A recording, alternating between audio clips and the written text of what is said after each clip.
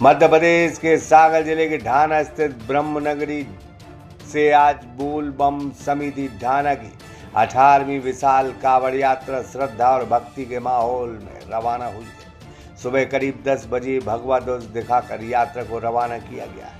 यात्रा में करीब 1300 से 1400 कांवड़िए शामिल हुए।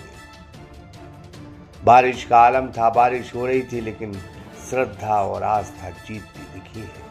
Hotel Rudra residency pure veg family restaurant के साथ ठहरने की उत्तम व्यवस्था, AC non AC luxury room उपलब्ध, तो जरूर पधारें। पता साईं खेड़ा लिधौरा हाट 4 लाइन चौराहा नर्सिंग कॉलेज के बाजू में सागर।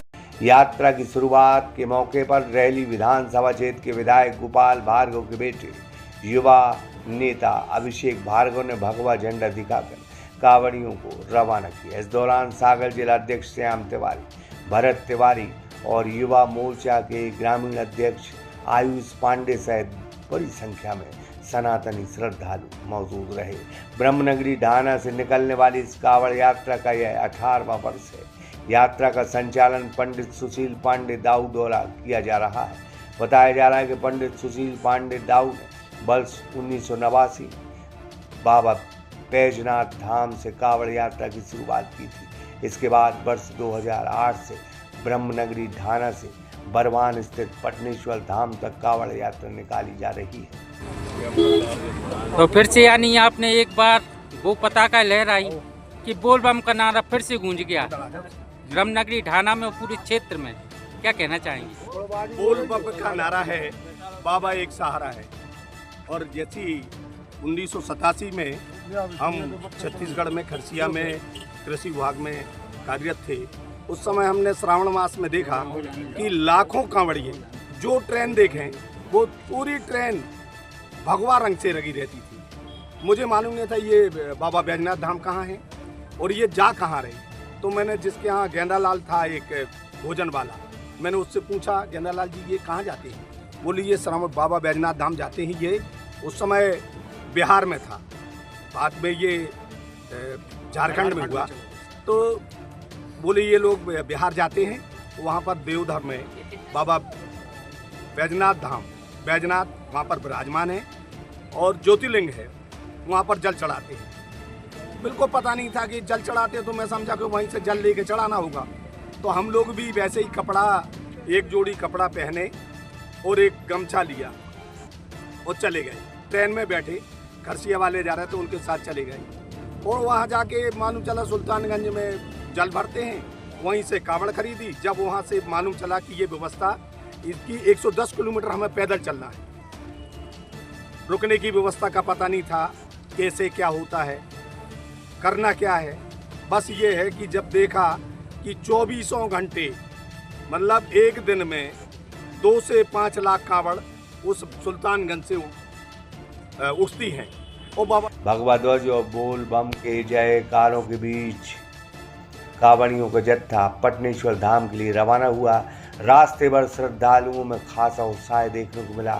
यात्रा के समापन अवसर पर 24 अगस्त को पटनेश्वर धाम में भव्य अभिषेक किया जाएगा और भगवान को कांवड़ चढ़ाई जाएगी। आयोजकों के मुताबिक यह यात्रा सिर्फ धार्मिक आयोजन नहीं, बल्कि वर्षों से चली आ रही आस्था और परंपरा का प्रतीक है। भाई साहब बहुत बहुत स्वागत है सागर एक्सप्रेस वे। ब्रह्मनगरी ढाना से फिर से पुनाबू आगमन, यानी 1989 से यात्रा लगातार चली आ रही थी। बाबा बैजनाथ धाम से यात्रा प्रारंभ की थी पंडित श्री सुशील पांडे दाऊ ने। ढाना का भी लगातार गौरव की बात हो गई है। ये तो गौरव की बात है। सुशील दाऊ हमारे यहाँ कांवड़ यात्रा के भागीरथ हैं। उनके द्वारा यह जो पवित्र गंगा बहाई गई है, निश्चित रूप से यह बहुत प्रबल वेग से प्रतिवर्ष और विस्तार लेती हुई आगे बढ़ रही है। हमारे बाबा महादेव पटनेश्वर धाम की छत्र छाया में लगातार यह 18वीं यात्रा हमारे इस नगर से प्रारंभ हो रही है।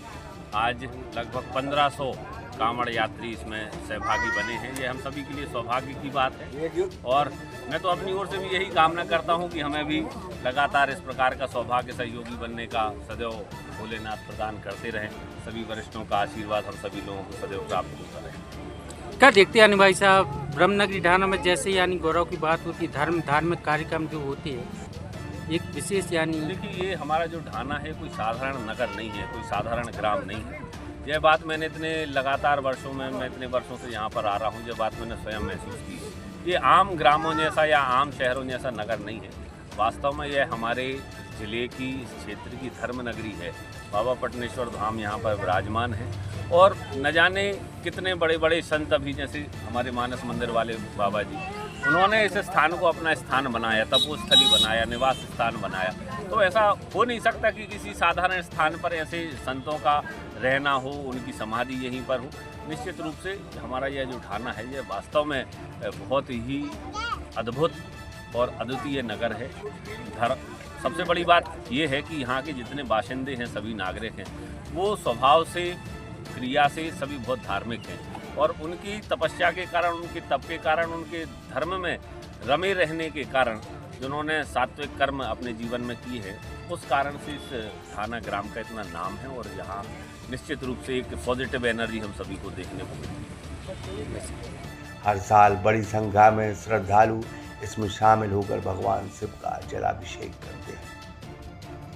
Lakshmi Pandey, Dhana, Sagar express news, Dhana. Hotel Rudra residency pure veg family restaurant के साथ ठहरने की उत्तम व्यवस्था, AC non AC luxury room उपलब्ध, तो जरूर पधारें। पता साईं खेड़ा, लेधौरा हाट, 4 लाइन चौराहा, नर्सिंग कॉलेज के बाजू में, सागर।